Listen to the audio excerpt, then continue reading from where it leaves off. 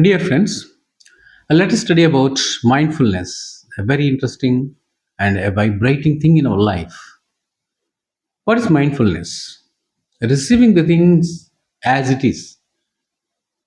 Whatever you face, you have to receive all the things as they are. That means you should not be reacted in a negative sense. You have to take or receive the things as they are means positively you have to receive.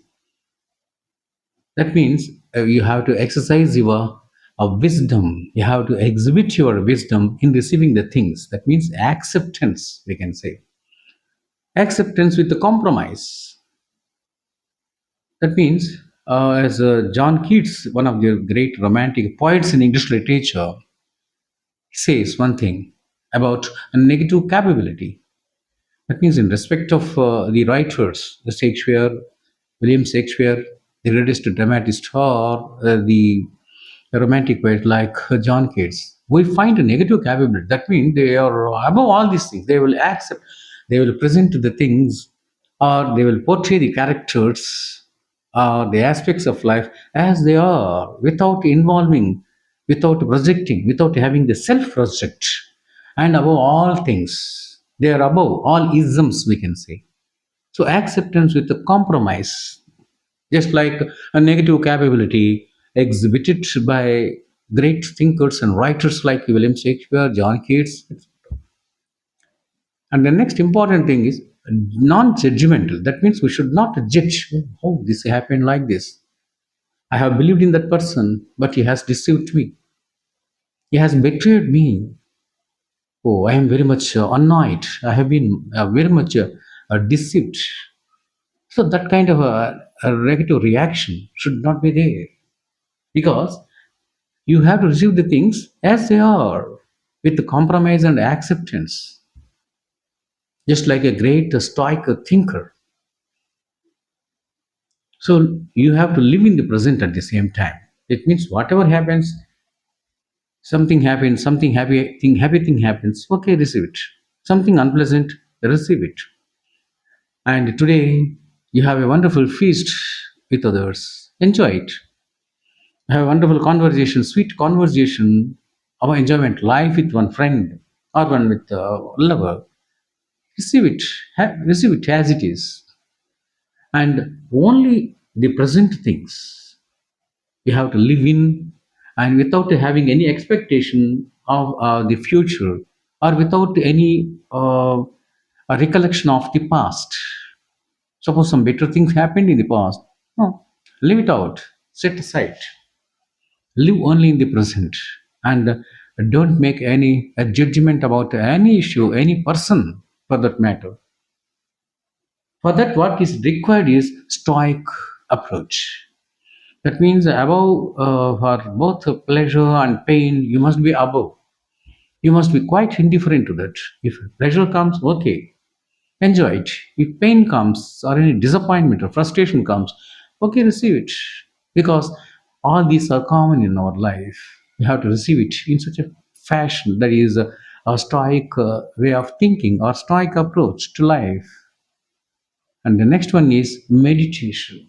Meditation, not in the sense like sitting with Padmasana and always closing the eyes and meditating. Not like that, sitting at some corner. No, not like that. Of course, that is also meditation, but not here. In mindfulness, the meditation is something different. That is calm of mind. You have to achieve the calmness of mind.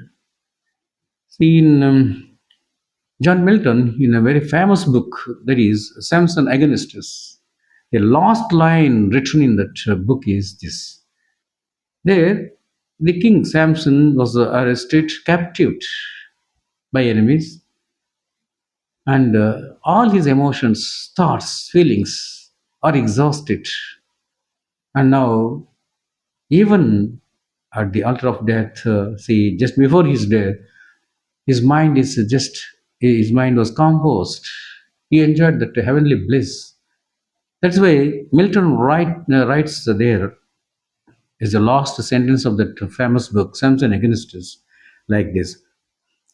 All passion spent, comma, calm of mind. So that means when all emotions, thoughts, passions are exhausted, what remains? The calm of mind. So mind should be composed in such a way how, just like our great philosopher Adi Sankaracharya says, his great philosophy says, just in 4 lines, small lines, that is, Satsangatve Nisangatvam, Nisangatve Nirmohatvam, Nirmohatve Nishalatattvam, Nishalatatve Jivan Muktihi. What a terrific stanza it is. The central idea of that is that when emotions, all these passions are spent, exhausted, there will be stability, tranquility, and that tranquility is the ultimate aim of life, ultimate goal of life. So, if you are able to achieve that stability and serenity and tranquility, these three things, yes, you are successful in life and you have mindfulness. You have got wonderful mindfulness, and it will also give you two things. That's first one is immunity, and the second one is life force. I will tell you about life force in the long run, in the due course. And the next important aspect in the mindfulness is equanimity of mind. When you will achieve this calm of mind and serenity, tranquility, if your mind, if you maintain the equanimity of mind, I will illustrate it. See, John Keats in Paradise Lost, he says very beautiful line. That is Greek thought. Mind is its own place, and in itself we can make a heaven into hell, a hell into heaven. He says that means you can make heaven into hell, and you can make a hell also into heaven. How? Just with your by exercising your talent, your intellect, your wisdom in the mind. And Shakespeare in Macbeth, very famous drama, Macbeth, says one two beautiful lines, that is about life. Life is a tale told by an idiot, full of sound and fury, signifying nothing. Finally, a lot of ambitions, emotions, trials, aspirations, everything. We will be fighting for it, striving for that. And finally, signifying nothing, ends in fiasco, he says. If you are able to understand that, that means the life, what is life, the way of life, yes, you will have the equanimity of mind. And another great philosopher, Greek philosopher says, mind is logical, but life is illogical. Oh, you think that yes, I loved this girl, that girl, for the past 4 years, 5 years. She has been in love with me, but all of a sudden, she has disappointed me. She has deserted me. How frailty the woman is. Of course, your philosophy, your thinking, mind, whatever your mind says is logical. But life is not logical. Life is illogical. It will go. It takes its own route, its own ways. So that philosophy, that wisdom, you have to cultivate. If you cultivate this kind of wisdom, and if you realize the truths, these truths of life, you will have the equanimity of mind, stoicism you can develop.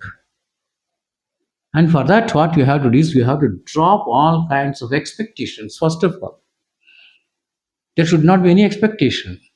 Drop all expectations. You will enjoy the bliss. You will enjoy the tranquility of mind, calm of mind, equality of mind, stoic approach, everything. You drop that expectation and live in the present, whatever you face, whatever that is available in your life, your reward, your success in exam, your success in the job, your success in love affair, your success with your friend today.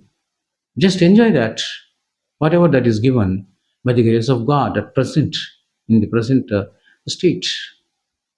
Then you can enjoy the life to the full. without having any worry or tension or anxiety, whatever it is. So when you are able to enjoy the life to the full, what will happen is you can achieve two things. The first one is immunity system, resistance power, both physically, mentally, spiritually. Immune, you will become immune. And the second one is life force. You will be blessed with wonderful, excellent life force. And this is what is wanted to the human being.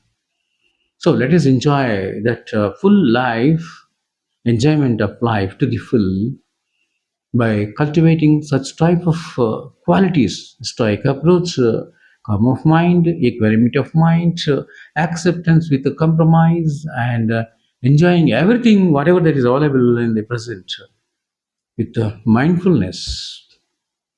So that is the ultimate aim of life. Now, one more important point that you should not forget is that we must be able to achieve that peace, serenity, and tranquility.